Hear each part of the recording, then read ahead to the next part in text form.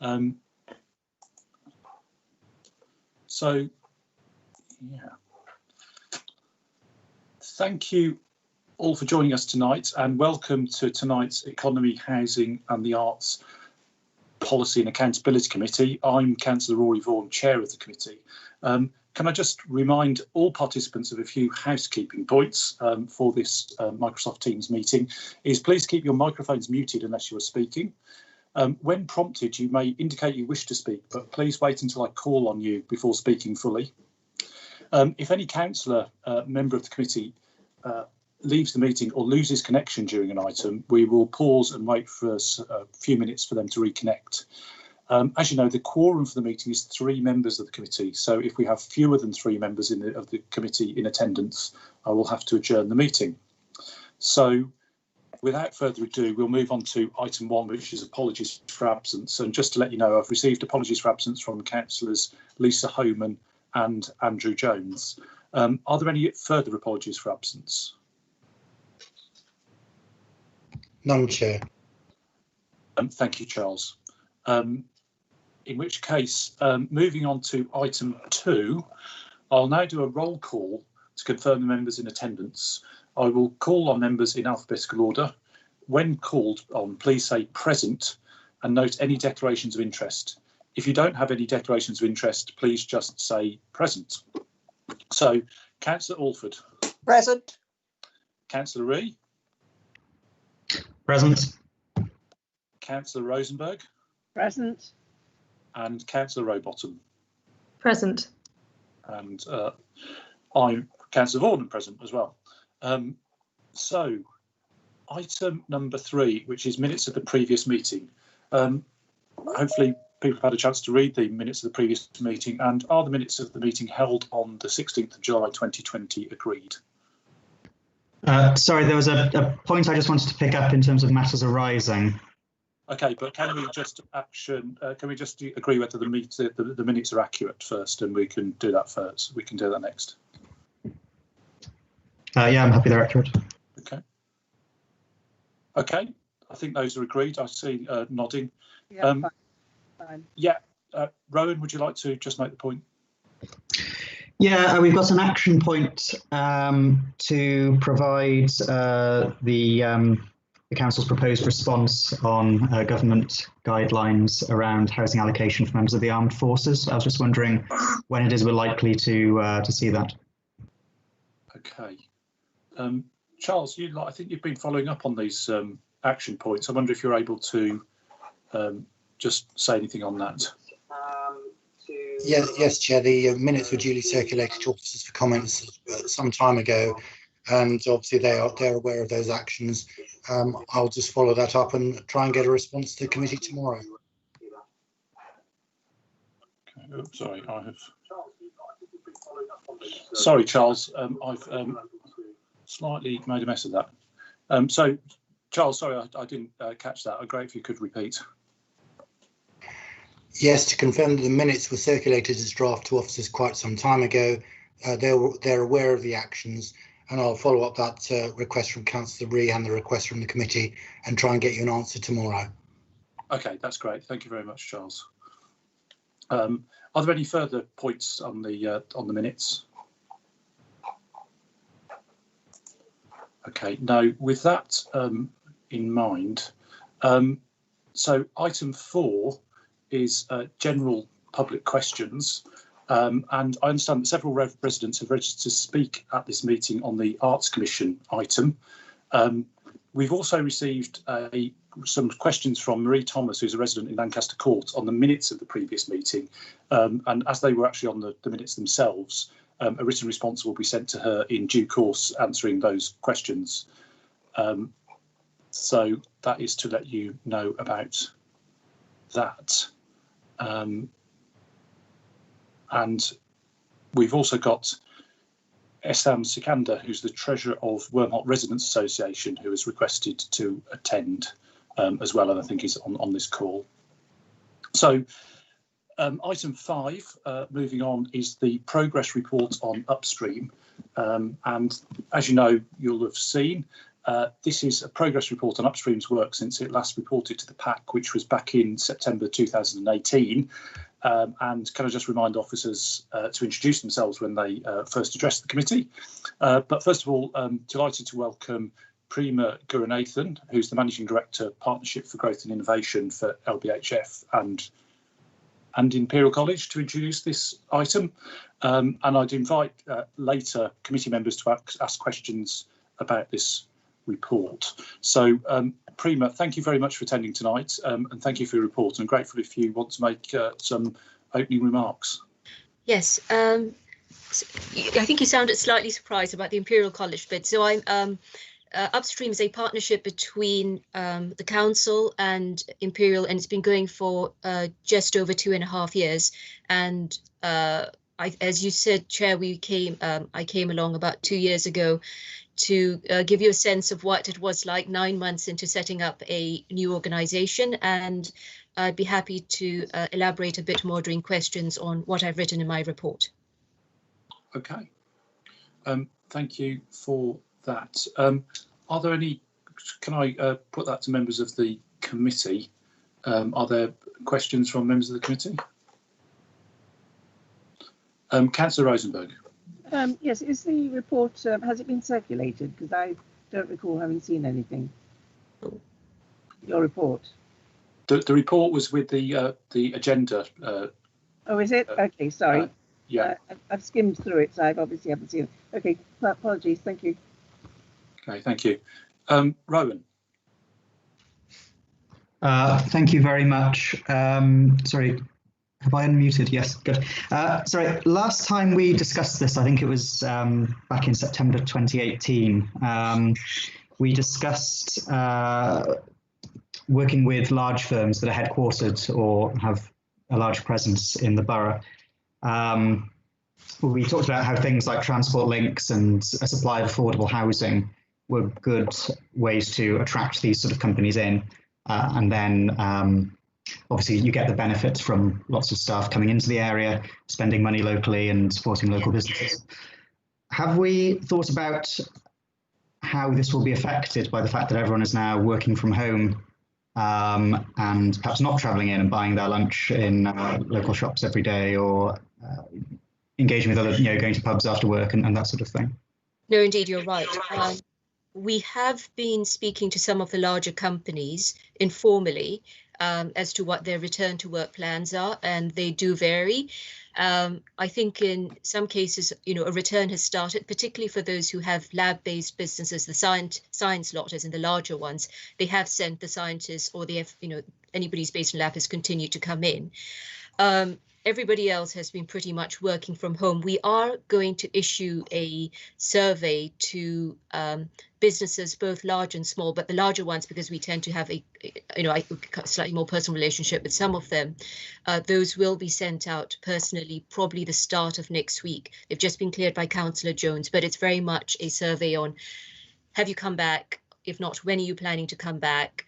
If you do come back, is it what percentage of staff should we expect? If there are changes, why are these changes going to be? As in, is it because of remote working? Is it because of you're going to have to reduce your staffing levels due to lack of demand? So that's a survey we hope to go out next week. But completely take the point about the impact of people coming back on the high street and much smaller businesses. Yeah. Excellent, thank you. And in the sort of longer term, have we thought about how this changes our offer to larger firms who we want to sort of move here and to be part of the borough? That's an interesting one, because can I just share a slightly optimistic side of the story, which is, I think there was a report commissioned by West London Alliance, as you may be aware, as the 6 West London councils, and Oxford Economics did this piece of work. Now, the interesting about H&F is that more residents commute out than come in. So that's the net flow. And I think, in terms of the offer, we've actually been told, and I would cite this as slightly anecdotal evidence, that some people may actually want to reduce their footfall in Zone 1, Central London, where it's a lot more expensive, and consider moving somewhere like H&F, which is, well connected, but, and has some affordable housing, but also has, other options nearby. But I think to say how we're going to react to that, I don't think we're quite there yet, but I could perhaps also talk about one aspect being worked on more as part of the Industrial Strategy Board, one of its working groups, and it's a sense of developing neighbourhoods where you can work, live and play, what I think they're currently terming 15-minute neighbourhoods. So we will have a work stream or working group drawn from local businesses, as well as a couple of experts and also officers on it, to see how we deliver these 15-minute neighbourhoods. So, hopefully you can work here, live here and play here. Excellent. Thank you very much. Are there any other members of the committee who want to come in at this point? Councillor Rowbottom, no? Councillor Alford, I think your screen's off, but I'm assuming you don't want to speak at this point. Sorry, is it possible to speak? None. Sorry, you're on mute, Councillor. I was just going to say, I'll put my screen on when I want to speak, but at the moment I don't. Okay, thank you. Thank you very much for the report, Prima, and for coming along tonight. I mean, I was interested in the way that things have worked, and there seem to have been a huge number of initiatives that you've taken forward. I think one of the things that we discussed last time was having interesting and creative speakers coming to speak to a number of the businesses that you work with, which I guess are sort of, particularly with the Imperial sort of link, sort of science and tech based. And I wondered if you could just tell us a bit more about how that has worked and what sort of what you've been able to offer to businesses in that sphere, because it looks from what you've said that there's quite a few sort of seminars, workshops and speakers that you've been able to get in, which I guess are adding value to those types of businesses in terms of their developing their networks. I hope so. Certainly we do get good feedback, and I think I'd like to highlight two things before I kind of go into a whole array. We generally run about 2 events each month, apart from August when it's dead and Christmas when we have one. So perhaps the one thing to talk about is the Deep Tech Network, which is very much focused on businesses that are, kind of research-based technology. It's a bit of a cross-section between science and technology businesses. So you can do everything from biotech, medtech, clean tech, health tech, right up to aerospace companies and lots of interesting things. Anyways, it's kind of tech that's changing the world. So we started the Deep Tech Network with Imperial's, pairing with Imperial's chemistry department, which is based in the borough up in White City, as well as the enterprise division, which is the kind of the corporate partnerships bit of college. And so we started this, I think it was about just under 18 months ago. The leader came along to speak at the launch. And it's been a great way of pulling people together who are interested in deep tech, because you can work in, a sector which is clean tech, and then you might work in, say, aerospace. And you might think, well, they're completely different, but in terms of the technologies and things they could learn, there are lots of synergies. So it's a learning opportunity, it's a networking opportunity, and occasionally somebody even offers you money, because it's an excellent network of people who come along to these things who are venture capital type people, particularly in deep science. The Ministry of Defence guy who runs one of the accelerators came along and said, we don't just do traditional defence. If you've got things which are interesting to the armed forces, we also would like to have a look at them. So that's what you're looking at in terms of opportunity, whether it's cash, whether it's recruitment, just meeting others, creating that sense of community, that interest, and also profiling, that this is what Hammersmith and Fulham, this is what White City in particular, which is where we hold the Deep Tech Network, has to offer. No, thank you very much for that explanation. It's very interesting. I wonder, I don't think you've sort of said this already, is have you had sort of businesses who've sort of seen some of that offer, who've actually started to look to come to H&F. I mean, obviously there are some examples, and I'd be interested if you could speak about Novartis. But obviously, if you're sort of providing that value, hopefully that's attracting others in as well, I suppose. And I wondered what evidence there is of that, or whether that's sort of in its infancy at the moment, and you're still reaching out on some of that.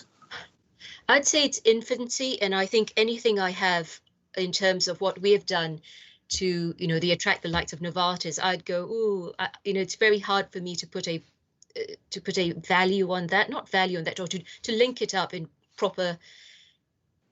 terms of proper evidence. But if I can quote what one of the developers up in White City has said, and I'm not quoting Imperial College, they have said to me that what you have done has been incredibly helpful.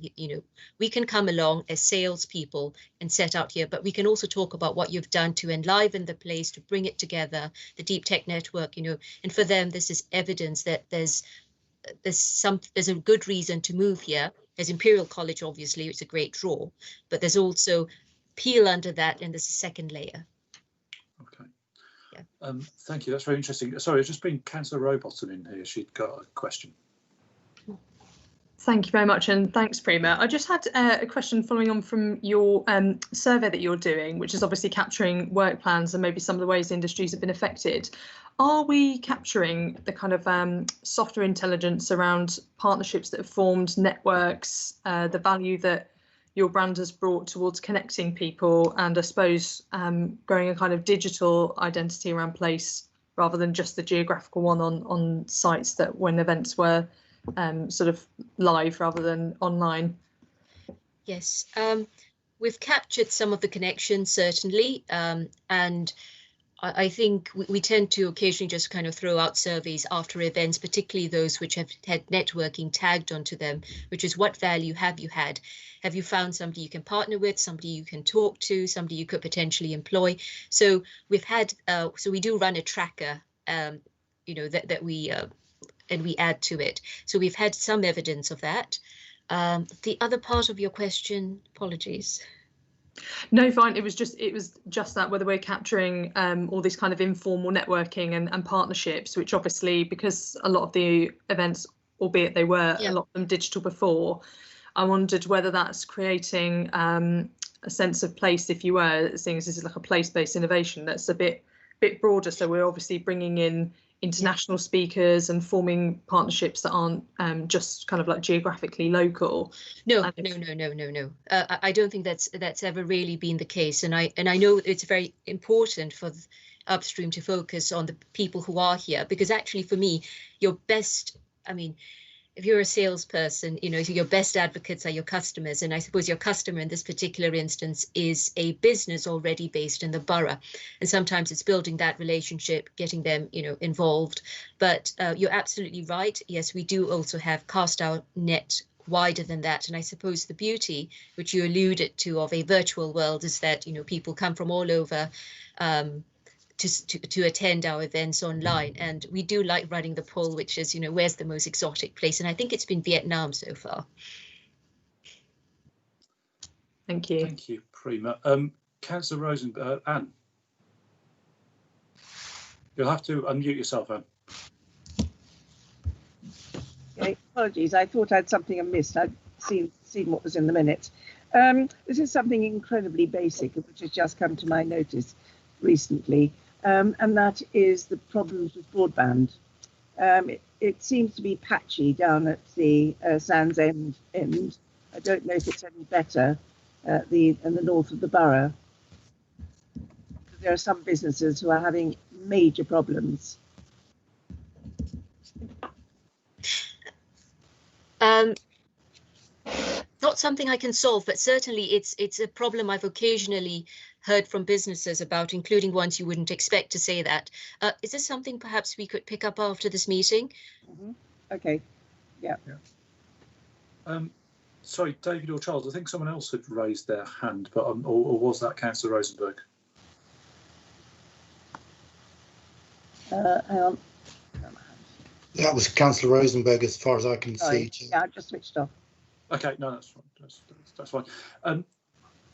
Prima, just a couple more. Sorry, I should say, and I encouraged some other members of the committee to do, I did listen into one of the podcasts that you'd done on prosthetics, and I should compliment you on your presenting style. I also found the substance particularly interesting, and the person that that came along both enthusiastic and had some really interesting things to say about the design of prosthetics, in particular for children, I think was part of your discussion. So yes. I thought, I wonder, just as a question, how well those have been received. I know that you look like you've done about 9 or 10 of them, and it does seem to provide a bit of a showcase and some very interesting insight into what a number of these firms are actually doing, and very innovative in what they're trying to achieve. And in that case, I think also there was a sort of social justice aspect almost to it, because I think they're looking to try and create low-cost prosthetics in a sense to be able to be manufactured in low-income parts of the world as well. Yes, that's a particularly good episode, and it's actually would you like me to say a bit more about that? Yeah, absolutely. I thought it was fascinating. Right. Okay, so we've done a discovery series for our podcast, which was Discover the Firms, innovative companies in Hammersmith and Fulham. And this particular one was started by an Imperial student. I think he was just finishing his degree about 2 years ago, or 3 years ago, actually, when we first met him. 2 years ago, anyway, 2 years ago. And he basically found out that prosthetics, you wouldn't believe it, but the world of prosthetics is a duopoly, and the two companies who make most of these prosthetics, apparently the people who own them have yachts, which is pretty much all you need to know about the fact it is a duopoly. And he started this project as part of his graduate, he's finishing his thesis or his end of year project and final year project, and it morphed into a business. So I think we first met him at an Upstream event, and I think we've helped him a couple of times since, including when he lost access to some Imperial facilities. We spoke to college and said, hey, do you perhaps think you might be able to give people space in the advanced hack space even after they graduate? So that's one of the first people we actually helped. And he's a delightful guy. And so he makes prosthetics, but also he's made one with a arm for doing Lego for children. Oh, fantastic. Yeah, no, it's a really interesting episode. Helen. Thank you very much. Just I was just thinking, Prima, zooming out, obviously that Oxford Economics report said that broadly the industries that in the White City Innovation District are actually very future-proofed. But some of the size companies like the ones you just mentioned, I wondered anecdotally, or if you gathered any intelligence, how it's impacted sort of the SME end of that area. It's varied. I will give you 2 or 3 examples. MIT in particular has actually done all right. And that's very much down to the fact that Nate is a very tenacious person, but also because, as he pointed out, and as Councillor Vaughan has noticed, it is a business model that's actually made so that even if you're out in a third world developing country, you can make their prosthetics out there. So he was actually able to kind of get on with orders, sort himself out and get on with orders. So, and they had also brought their supply chain back from China with brilliant timing. So they're doing all right. I'll give you examples of other people of a not dissimilar size, so probably around 10 to 15, and who have actually received a lot of, funding, VC money, but they've actually just had to sit still for the moment and, try and pivot, try and do other things, and apply for some assistance from the council, which, I think the council are just about to finish on the 2.4 million worth of discretionary grant money they were given by central government.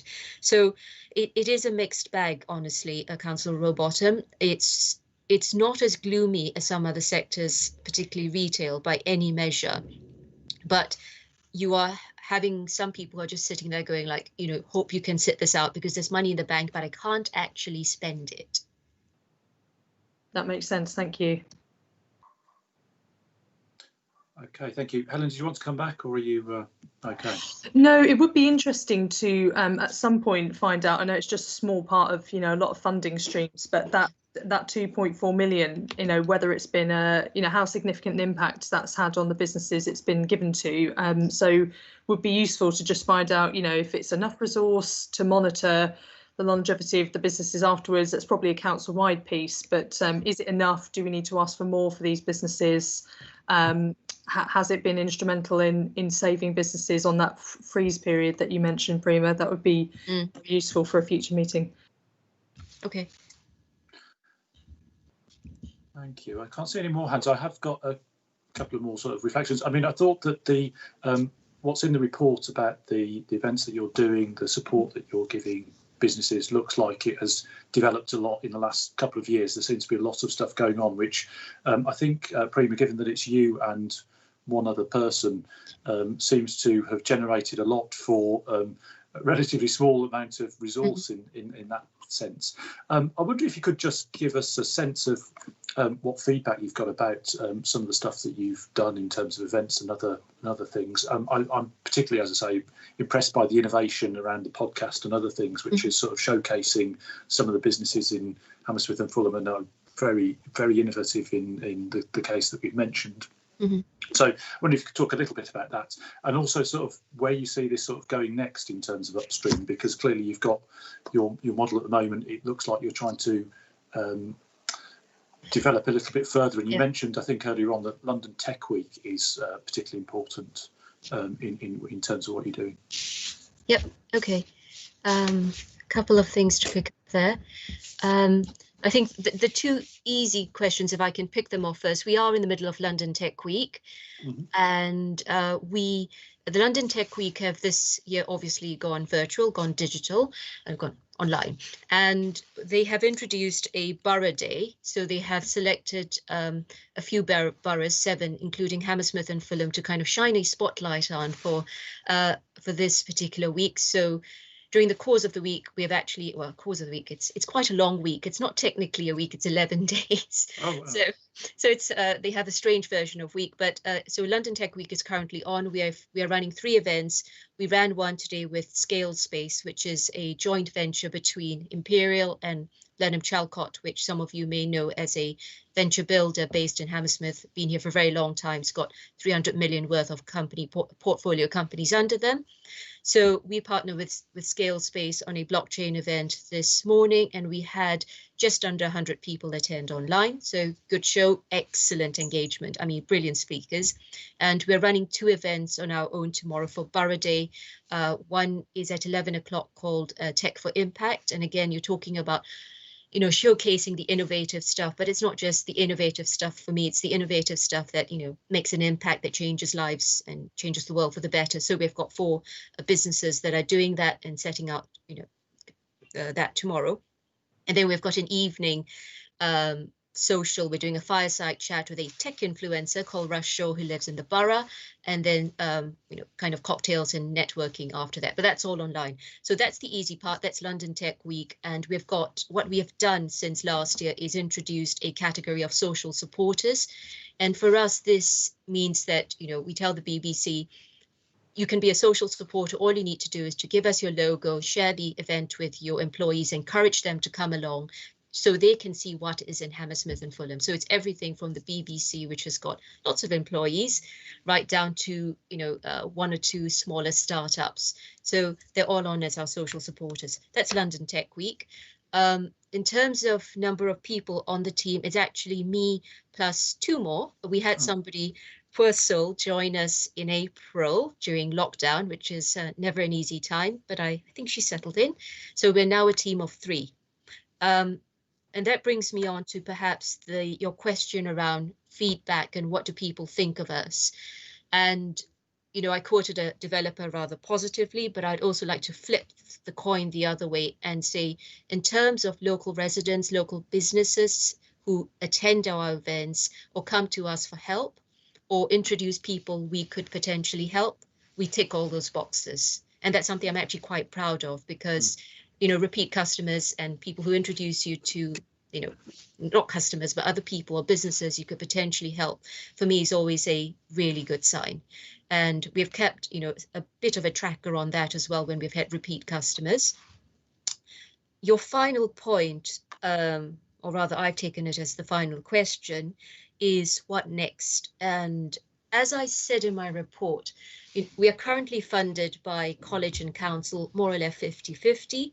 I think the intention is to evolve the business model so that we bring more funders to the table. Mm-hmm. And these are in all likelihood going to be some of the larger companies. The model everyone quotes at me is the Knowledge Quarter, where if you're a company of certain size, you pay £500 a year. And if you're Google, I think you're paying £20,000-30,000. So it of that.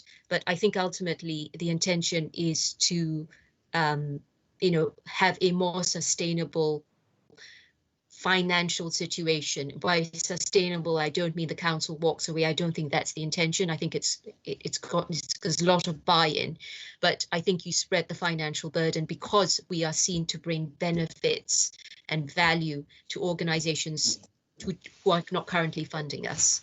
But I suppose the difficulty is this was the plan for the year, and we have been coveted, quite frankly, by the situation, which is, those meetings, if you want to ask somebody for money, if you have relationships that ask for money, it's slightly more difficult in the situation we're in. But, once London Tech Week is over, for me tomorrow, next week is very much about, okay, we've got until towards the end of next year, what can we do to improve the situation, put ourselves on the right path? And it's pretty ambitious, as I know.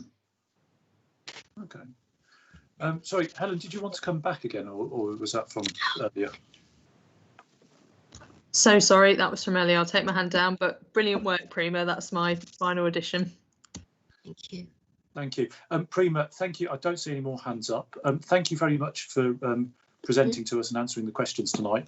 I think, as you've said, I think we're impressed by the way things have sort of developed over the past couple of years since we spoke last. And obviously there's a lot of stuff going on where you're providing input, support and value to obviously a lot of firms and startups and all sorts that are going on across the borough. So I think we wish you all the best for the future, and it sounds as though there's plenty more that you can continue to do to sort of help businesses right across the borough, particularly those innovative businesses that you've sort of been involved with to date. So thank you for the presentation. I think we were very interested in all this work, and we'll certainly be looking to invite you back for an update, perhaps in 12 months' time or something like that, to see how you've been getting on. But thank you for the report, and thank you for all the work that you and your colleagues are doing.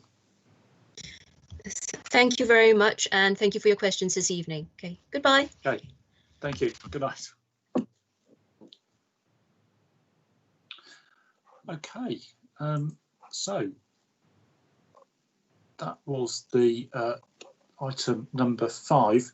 So now moving on to item 6, which is the update that we've been provided with by the Arts Commission. So obviously the report provides an update on the work of the Arts Commission that's been running and has had a number of meetings so far. And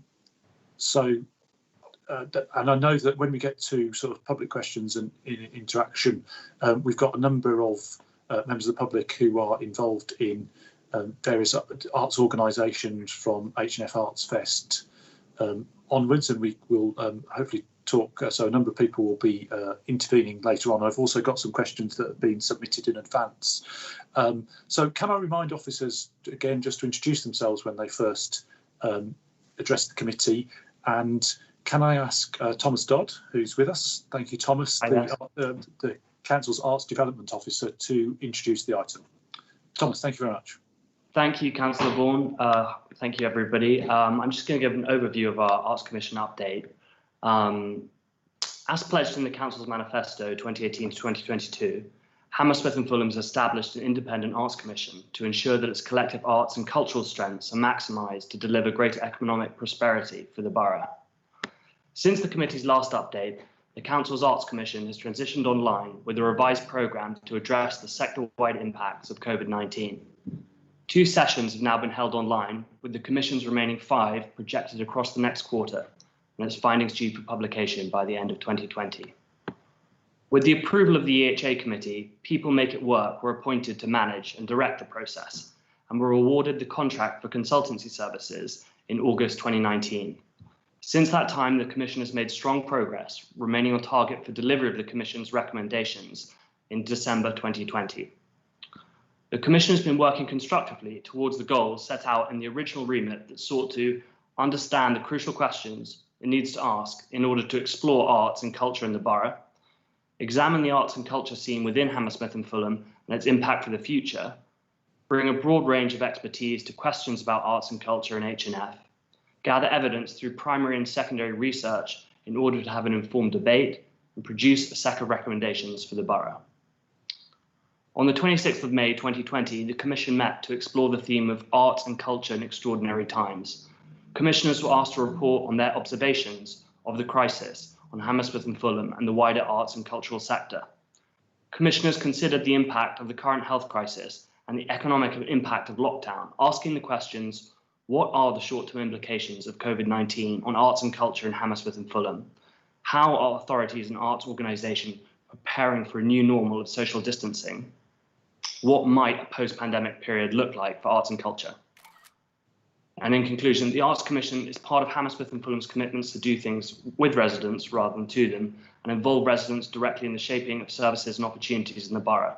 With the delivery of the Arts Commission's findings, the borough can expect a set of powerful and imaginative ideas, recommendations for improving cultural life in the borough. I'd just like to hand back to the chair, and questions will now be taken by Yvonne. Thank you.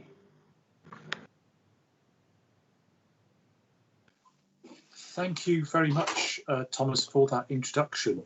Could I ask members of the committee if I know there are some public questions, but do members of the committee have questions? I'm afraid I can't. Yes, Rowan, please.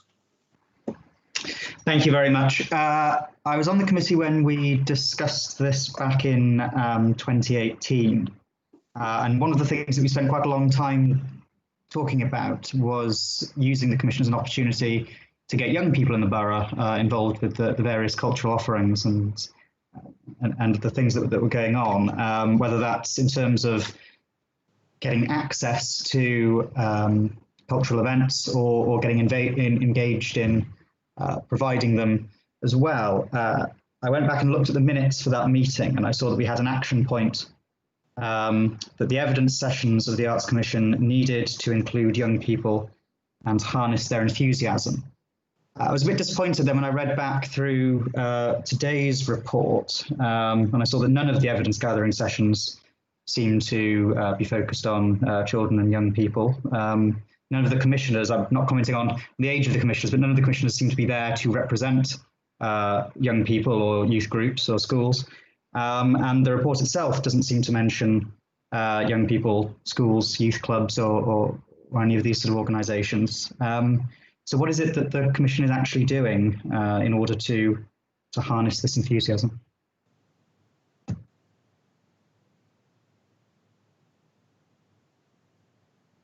Hello everyone, my name is Yvonne Thompson and I'm the strategic link between the Independent Arts Commission and LBHF, supporting Councillor Jones. I don't think that's necessarily a realistic viewpoint. So we have several people on the Arts Commission that work with young people and are massive ambassadors for young people. In terms of the expert witnesses we've had the Bush, we've had the Lyric, they do lots of work with young people. We've spoken to Lambda. As you know, Hammersmith and Fulham have been successful in gaining a London Borough of Culture Impact Award. That Culture Impact Award itself is based around young people and using music as a medium. Within the Arts Commission, we have someone who already is working with young people, getting music from the bedroom scene into a production studio itself. So this project will work with hundreds of young people within Hammersmith and Fulham. So I think we did take that on board, but perhaps we didn't quite explain enough that actually there are quite a lot of people sitting around the table who are already working with young people. Does that help? Yeah, I think it's good to know. It would be good if we have any further updates, we can make sure that these sort of things are included, because it's something that I'm quite keen to hear more about. Great. Thank you, Rowan. Sorry, actually, just in terms of that, I guess we could ask about timetable, because in terms of the work of the Arts Commission, it sounds as though you've obviously had quite a number of meetings and looked at some of the evidence, and I think you're due to report. Is it by the end of this year? So I suspect that we would obviously want to see the final report would obviously come back to the committee. I presume that if you do deliver it by December, presumably early in the new year. But I wonder if you could just briefly outline what the timetable is, Yvonne, from here. Yeah, there's 5 further meetings. So the next meeting will be a consultation meeting. I think it just COVID-19 has made it quite difficult for the Commission itself. What they'd wanted to do was to have a large-scale public consultation meeting, so a very much an open meeting with anyone free to attend, so that we could look at the draft recommendations they've had, sound them out, get a sort of rational check by members of the community, so that they could then realign what they've written in response to whatever everyone's got to say. So that hasn't happened. So the next sessions, there's some community representatives invited. These people have been nominated by members of the Commission themselves. So there'll be about a dozen of them who will look at the recommendations and refine them and question them. Then there'll be a professional meeting where professionals within the community will be invited along. They'll go through the same process. Then there'll be a redefining of the objectives that they have. And then there'll be another couple of meetings just to sort of tweak everything and make sure that we've topped and tailed everything, so that the Commission are absolutely happy. And the final meeting will be the sign-off. And we hope that will happen before the end of the year. Okay. No, thank you for that clarification. That's very helpful. Now I've got 2 councillors willing to speak. Adroni. I think you're on mute, unfortunately. Right, I'm sorry to sound so terribly negative. I mean, this should have a tremendous potential for being interesting and exciting. But I have to say, as I read through this report, it doesn't say anything. You know, you haven't given any implications of what you think. You just seem to have been having meetings, but what has been any outcomes? I think that's as simplistically as I can put it. Also, if you're going to have 6 more meetings between now and the end of the year, knowing, as Councillor Vaughan and I both know from experience, how long it takes to get reports prepared, do you think it's realistic to have the report by the end of the year? All reports are written by People Make It Work. People Make It Work are the commissioned organisation who are basically managing the Arts Commission, because it's an objective commission. So when officers and Councillor Jones go along to the Commission, we go as observers. So actually, the reports are all done by a doctor who does a lot of the research. David Micklem, who also does a lot of the research as well. So they pull all the papers together for every meeting. So these papers are hugely extensive, and we can publish those on our website. We'd be really willing to do that. And I think it would be great for people to have that insight and that intelligence as to the sort of things that the Commissioner are discussing. But actually, those papers are always pulled together in good time. So there's no issue there.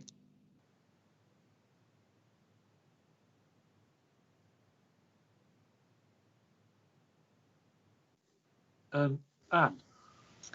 Yes, this is a purely practical thing, because there are lots of wonderful creative ideas around, but the practicalities, and I think I brought this up at the last time, is where are the venues? There are obviously things like the Lyric and Bush Theatre, but where small events are concerned, there are the small theatres, but also music. I mean, music used to happen years and years ago in pubs and bars. That doesn't exist anymore, and venues around London have closed down at a remarkable rate over the last decade. So where are the venues going to be for young people to actually come and use, and have venues that also provide them with some kind of infrastructure and facilities, performance facilities? I think venues have been one of the topics that have been discussed, and through Section 106 commitments there are some venues coming through the pipeline, but there are lots of venues that perhaps aren't quite tapped into. So I hadn't quite understood the plethora of music venues and production spaces, for example in White City, or that Riverside Studios are filming and doing lots of different things, and they've got a big gallery space that isn't quite being used as effectively as it could be. So I think there will be, we've done a bit of a mapping exercise. So I think the Commission themselves, this is something that they were very concerned about, because there are quite a few smaller organisations that are represented on that Commission. So because they're represented on the Commission, I think they have, I suppose, expertise and more knowledge on the logistical stuff than actually the commissioners themselves would have if they didn't have those smaller organisations represented. Does that actually answer your question, Anne? Sort of. But the other point I'd like to make is, are these venues going to be affordable for small art? Raise your hands. Raise your hands. I'm going to raise my hand. They don't know who I am. Hi, guys. I mean, I'm sorry, can you hear me? Yeah, carry on.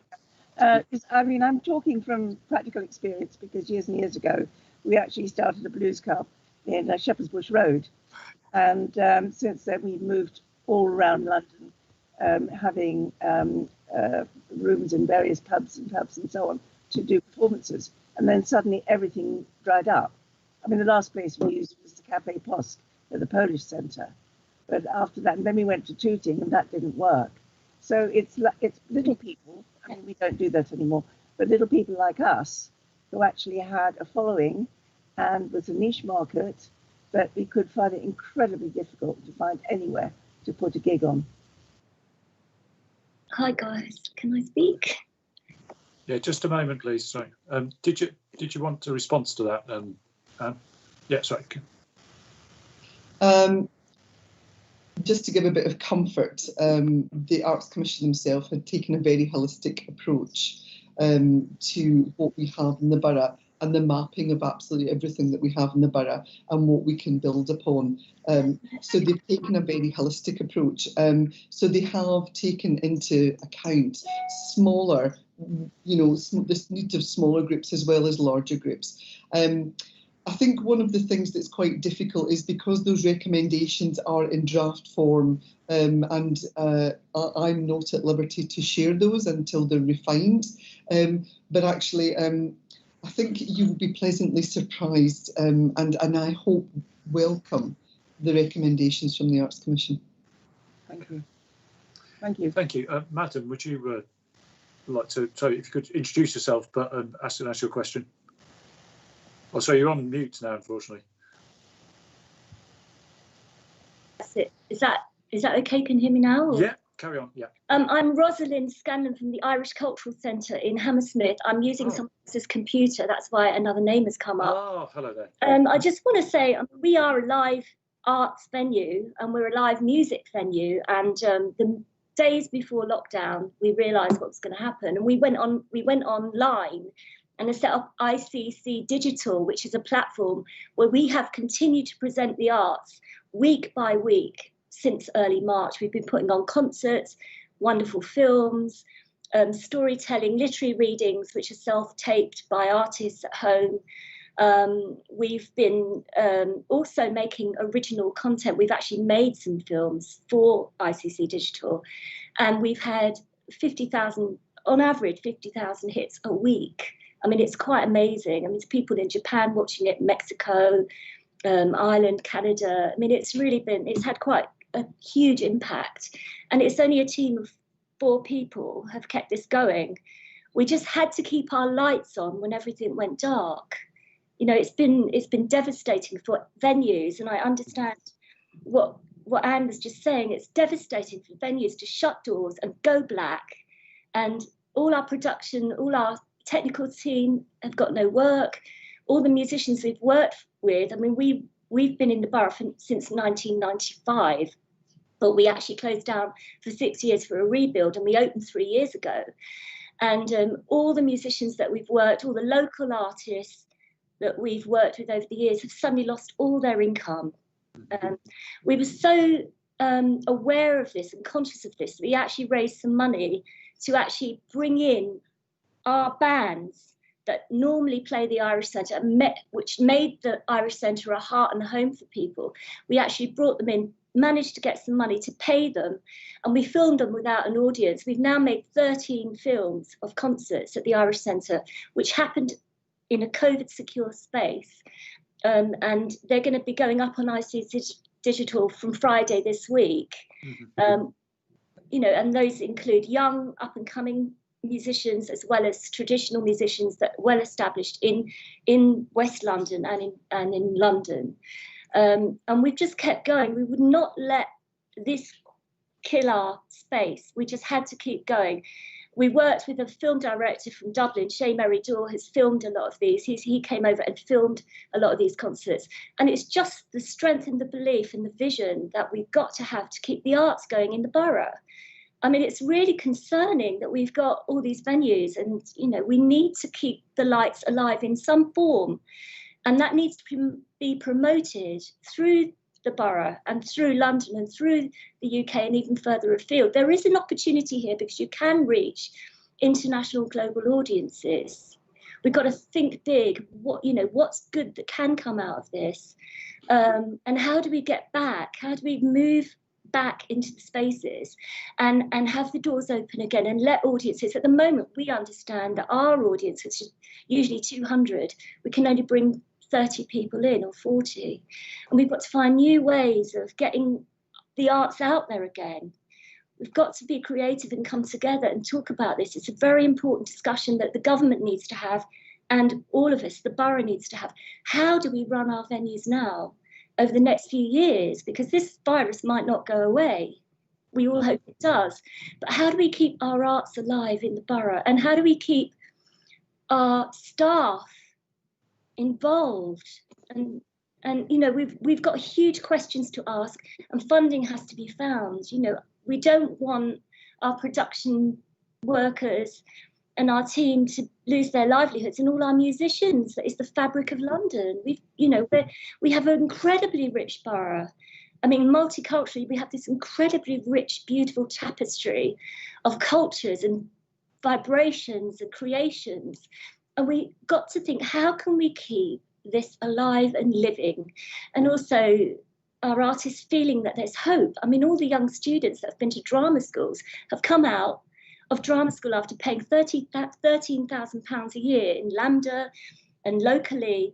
Suddenly there's no drama, there's no theatres for them to get work in. Sorry, Chair, there are 5 questions which have been submitted by group members of the Arts Commission, so perhaps we could hear those before opening up to open forum, Chair. Yeah, I'm just raising those questions and also letting you know that sometimes the Irish Cultural Centre gets overlooked. It's a vibrant venue, and ICC Digital, I'd really ask you to have a look at it. It's quite phenomenal. Okay, no, thank you very much for those comments. I mean, Yvonne, just to ask one thing, I noticed that certainly there's been one meeting to do with COVID. I mean, obviously, in terms of the arts, COVID has had, as has just been mentioned, an enormous impact.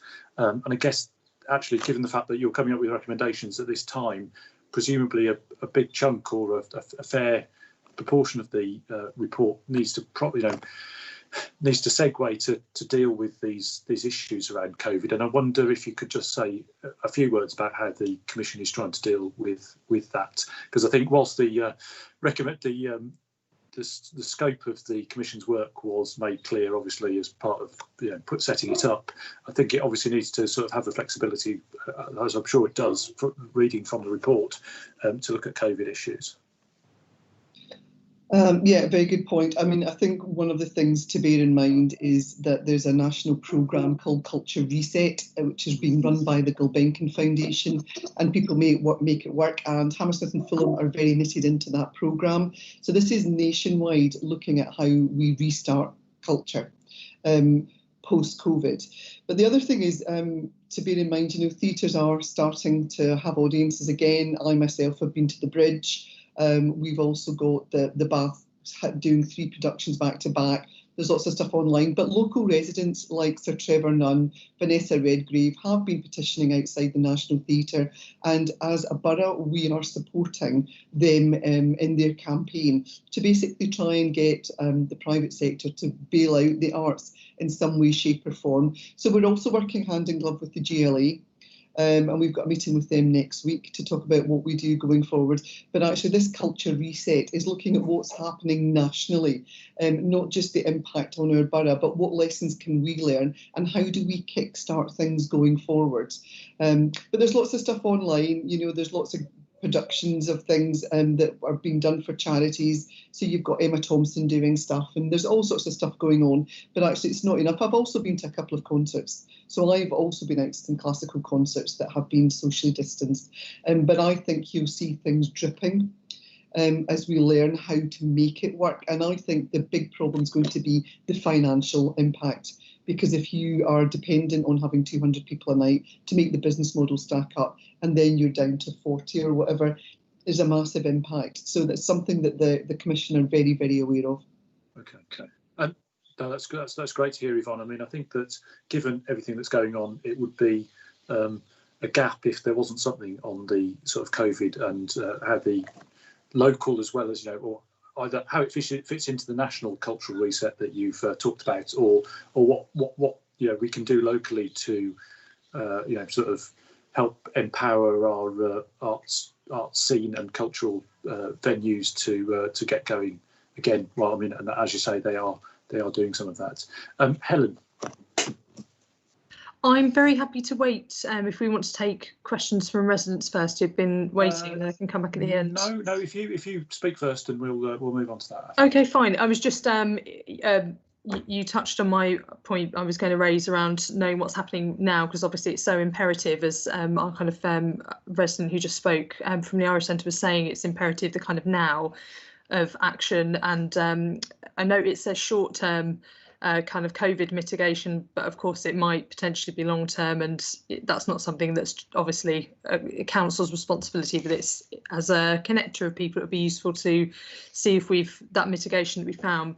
But specifically, just a couple of points I wondered about. Firstly, just whether a comedy festival, which I know that we'd spoken about previously, is still on the radar. I get that this is more of an overarching kind of look at the arts and culture and how it can contribute, but it would be good to have the COVID lens on that, which I know is a big plan in the pipeline, albeit in nascent formation. And then the second bit was just, once this has been, all the recommendations have been formed, it would be really good to see the many nodes it will be disseminated by. Obviously, I can read from the report that there are so many stakeholders who could be involved in this being brought to life and have be put into action. So just a sense of where this goes once approved, how quickly is everything ready for it to kind of for it to be launched, as it were, in live time.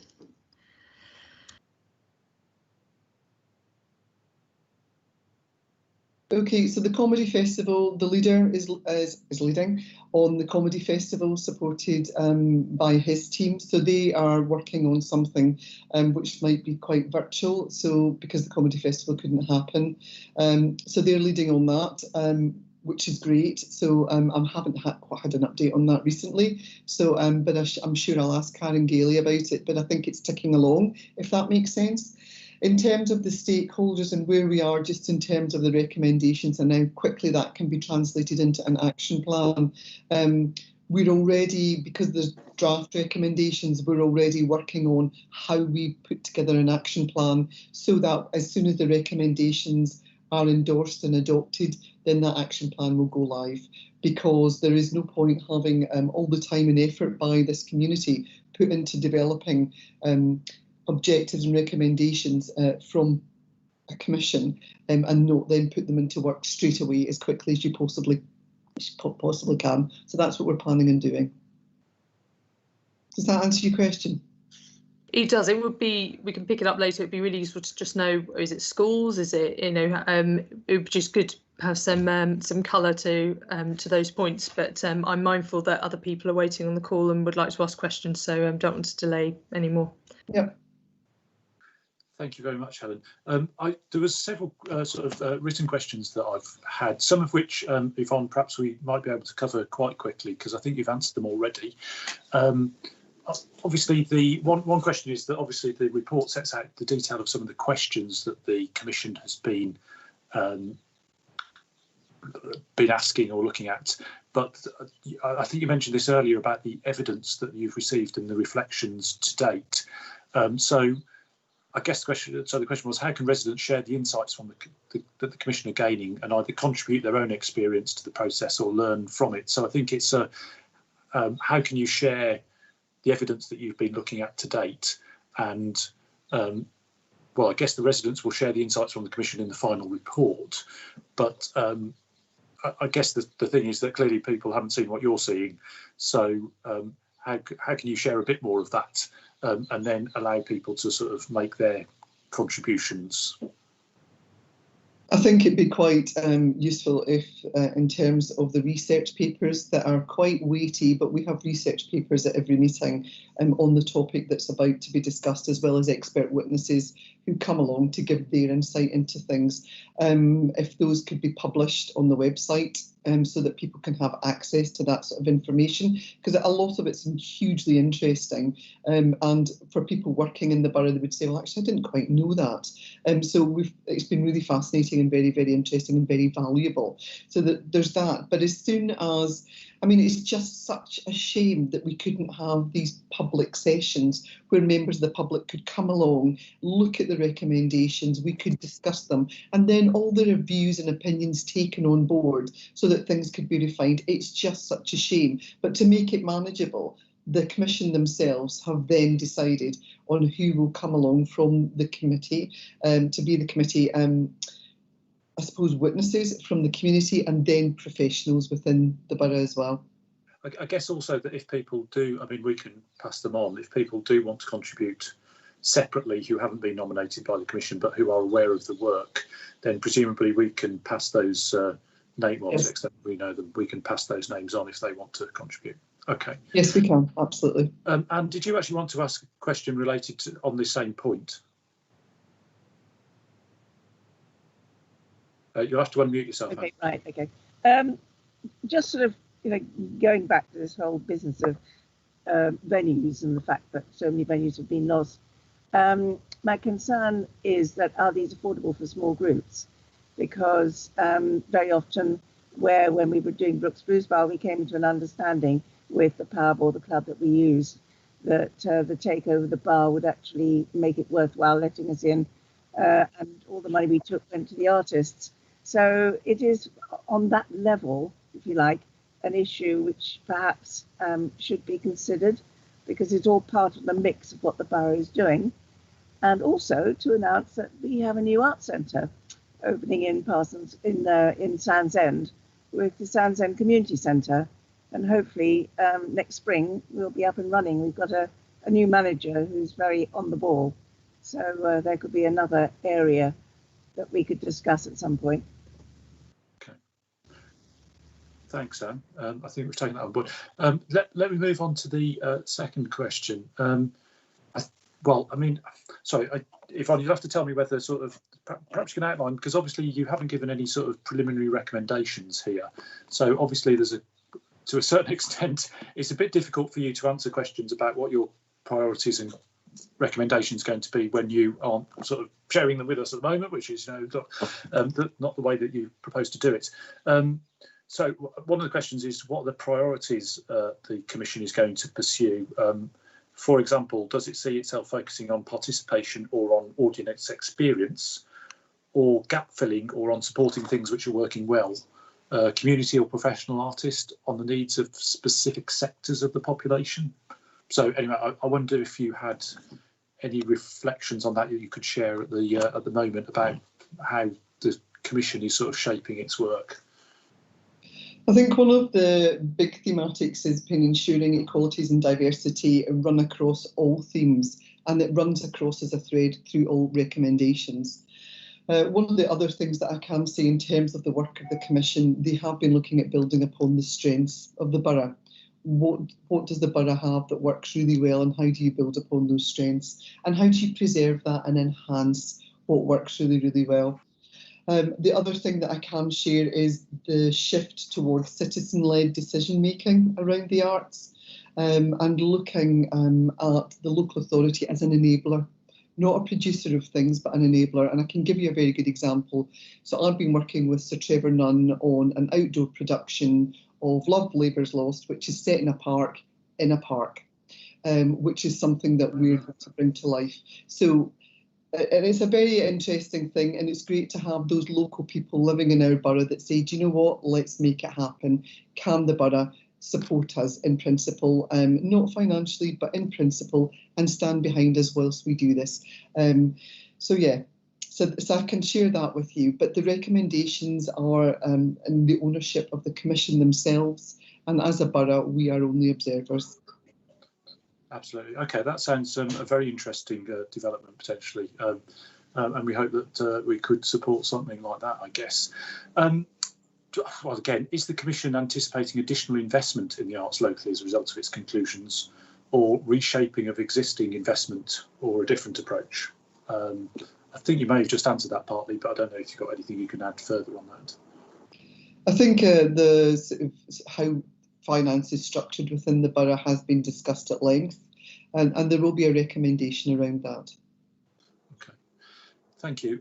How is it anticipated, just a couple more of these, how is it anticipated, I mean this is a broad question, actually quite useful, how is it anticipated that the strategy which comes out of the Commission will be implemented and managed? Because I guess that basically we would expect you to come up with a number of recommendations that will then be, I guess actually Yvonne, you may be sort of involved in sort of the strategy around how they're sort of put in place. Yeah, so as I said, in tandem with the recommendations is the translation strategy, which is basically the action plan on how things will be delivered. And that will include SMART objectives, so that we make sure that what we're doing is very strategic, we can measure the progress and what the actions are, it's all time bound.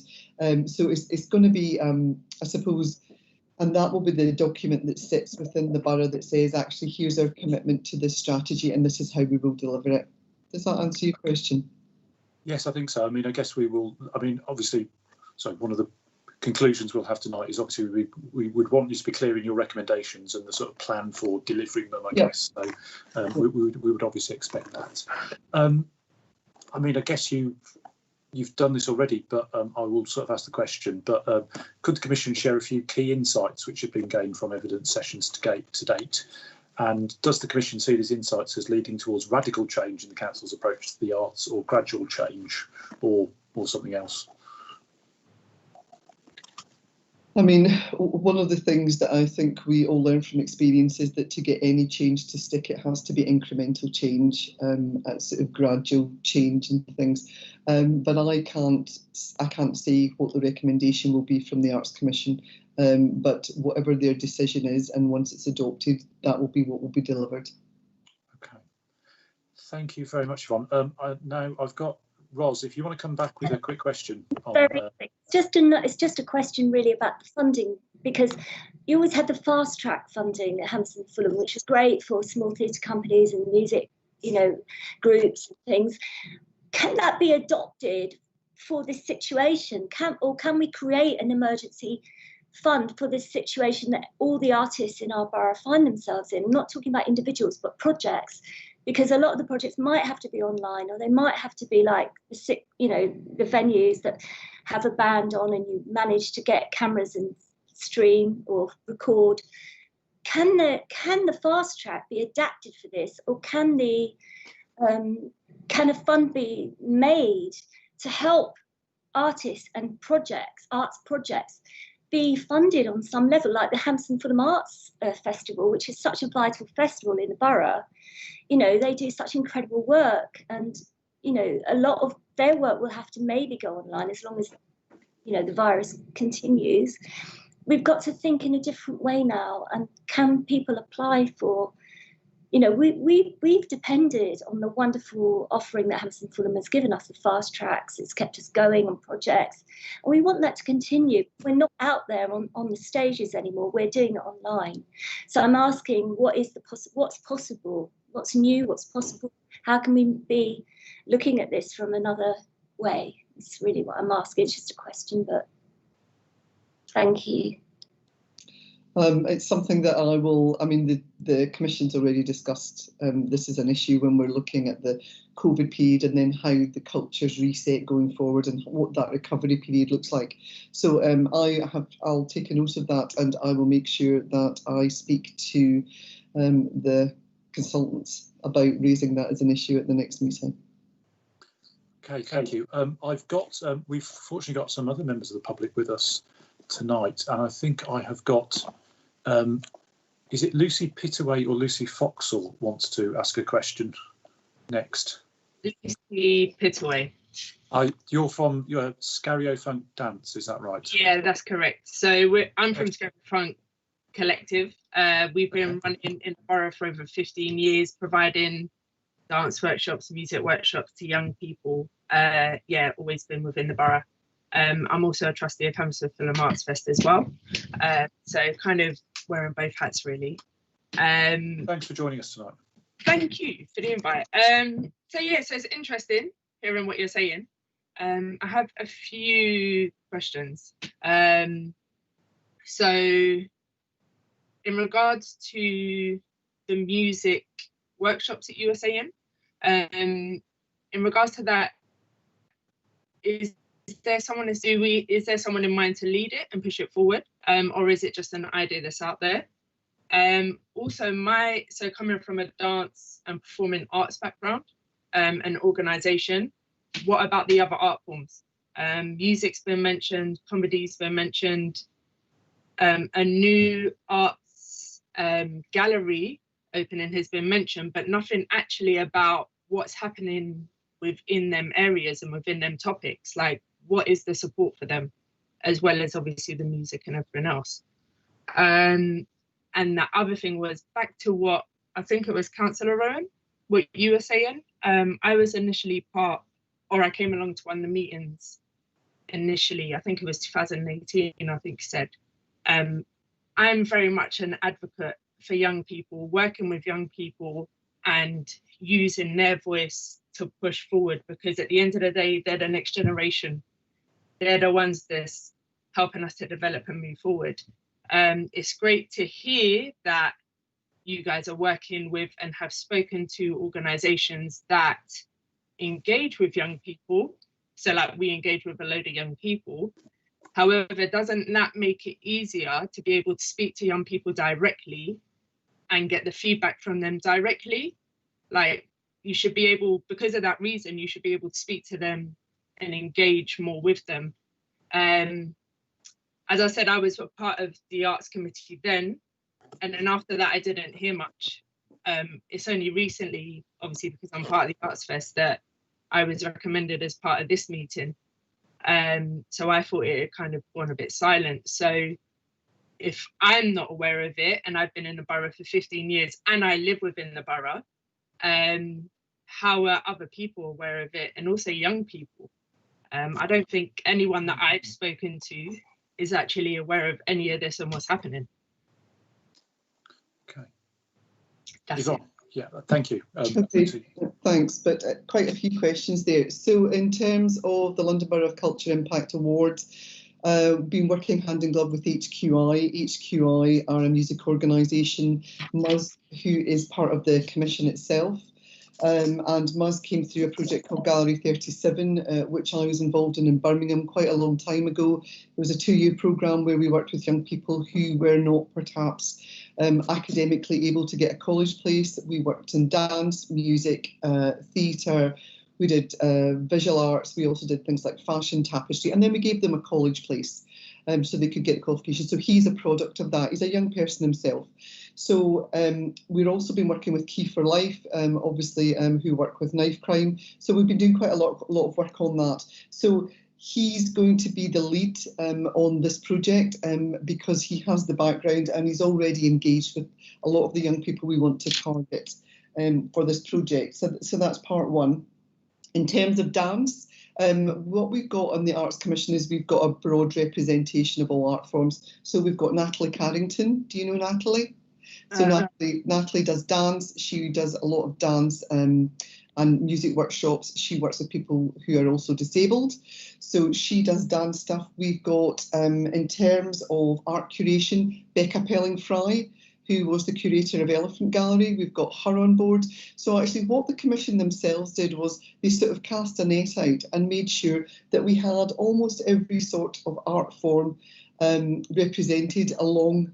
We've got UK TV on board there as well. We've got someone who does video documentaries who also works with our local refugees and asylum seekers. So we've got quite a broad pool of people sitting around the table.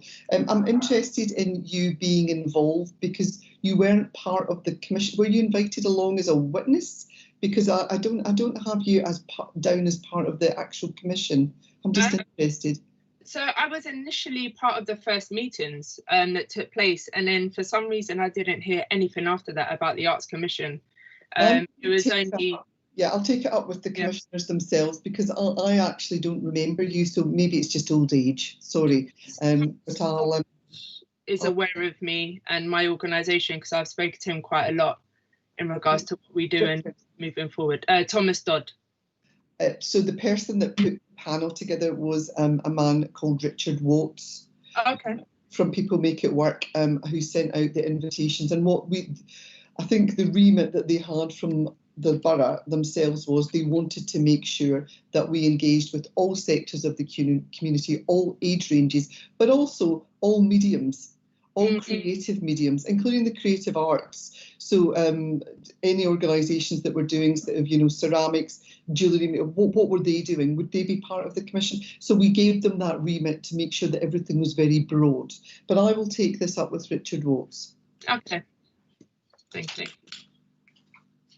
Thanks very much. I think I've got Melanie Knock from the H&F Arts Fest as the next question. Hi.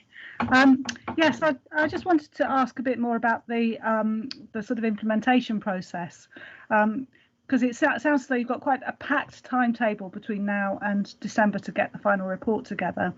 And then do you have a sense of how long an implementation process is going to be with the recommendations? I mean, we're talking about 6 months, a year, 5 years. What sort of process is it? And therefore, is there scope for a degree of discussion, evolution, that kind of thing around the recommendations as they are rolled out?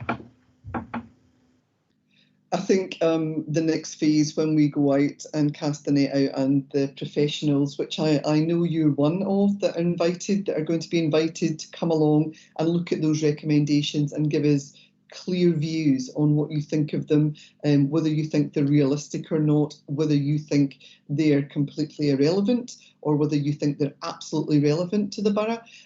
So what will happen in the process is we'll have those open plan meetings. Those people will come along, we'll be able to have those discussions. Then the commission themselves will tweak the recommendations.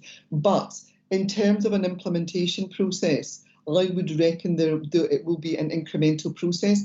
I think it will probably span 12 months. There'll be some very quick wins that you'll be able to implement very, very quickly, that the borough themselves will say, actually, we can do that. That will have a massive impact, because you'll also have to look at what the impact is. The other big fly in the ointment is COVID-19 and that recovery process. So actually some of the recommendations that may have been right at the forefront will slip down the priority list, because actually there's other things that will come in their place. Does this make sense, Mel? Sorry, yeah, that's helpful. Yeah, thank you. Yeah. Okay. I wonder if there are any further questions. I think Helen Rowe from the Arts Fest is in the meeting at the moment. I wondered whether you wanted to raise any questions, Helen? No particular questions.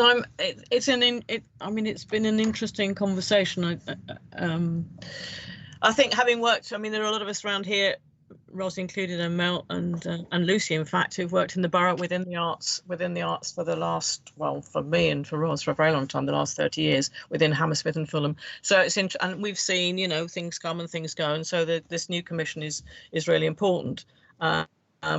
And I think there's some good commissioners on there, some people who we know very well and who've been involved in the recent Arts Fest that we had. And we had a very small kind of lockdown pop-up arts festival, which is kind of with some workshops with local young people, Councillor Rowan, for a week. And then we've got a platform of which we're putting out for artists all over the place to put up, to put their work on the platform, and for local people from the community to do the same thing. And then that'll be rolling into the Joy Festival, which is the Disability Arts Festival, we hope, which we'll still be doing with Turtle Key Arts in spring. So it's just interesting to be at this point. I mean, when I read the whole report, I think people have talked about it now, that there didn't seem to be much substance about it, but I think that Yvonne's answered a lot of those questions, and that we're not, you know, they're not raising the curtain yet, and when they do, we'll perhaps have a little more to say. Sure. Okay. It doesn't look as though there are any further questions. I'll give people, Ros, just a quick one, please. Ros will want another one, definitely. Congratulate Hammersmith and Fulham on the community care work they've been doing and helping people get food when they, you know, people have been hungry. There's an amazing project going on, which I have absolutely the greatest respect for. We've promoted it on our website, the number where, you know, if you haven't got food or if you're lonely, they just have had this incredible thing going. I want that to be acknowledged. I also want to tell you all about our culture hotline. It's a phone thing where our elders aren't all able to be savvy on technology. So we had this culture hotline for elders. You can ring up a number and hear a song being played or a story being told, and you can hear other people reacting to it. And it's just an amazing thing that really, if people are feeling alone and isolated during these times, it's such an incredible project. I'd like the borough to sort of spread the word about it, because anyone from any culture can listen and join in, and it's something we're going to be doing it. We did it for about 3 months, and we're going to get funding. We'd love to get funding to do it again. So those things, thinking about how we can really reach out to them, because the arts really does, you know, help with people that are feeling lonely and isolated during this time, because people are feeling lonely and isolated. And I really respect what London Borough of Hammersmith and Fulham have done on that incredible project, the emergency line and bringing food to people and all of that. I just wanted to flag it up and say thank you. Thank you very much, Ros. I've got Helen Rowe to come back again. Yeah, I've stopped. Thank you. Ros has just reminded me, as I was rambling on about the festival this year, but one of the important things that we did was a partnership with Hammersmith Bid, and where we had groups of street artists going to do doorstep performances, curbside performances for people who'd been isolated, who couldn't get out of their houses, mostly older people, and that has proved to be really successful, and we're going to be carrying that on into the autumn. And one or two of your commissioners, Yvonne, were involved in that. Ella Galt was leading a team of people doing the curbside performances, but that's been a really important, and as Ros says, you know, the arts are massively important, always massively important. It was important that we did the arts festival, a little tiny arts festival this year, because we had money the way we could pay some performers. That was really important, because so many performers, so many of my mates, actors, musicians, artists, have nowhere to go at the moment. So I think, you know, we must remember that part of it too, that the creative people still need to be working, and to be able to actually give them jobs and to give them money is really important. And the curbside thing, I think, produced a really astonishing response from people, and it's something that we want to continue. So thanks for reminding me about that, Ros. Thank you. Thank you, Helen. Lucy Pitway, I think you want to come back with a point. Yeah, just kind of off the back of what Ros and Helen said, really.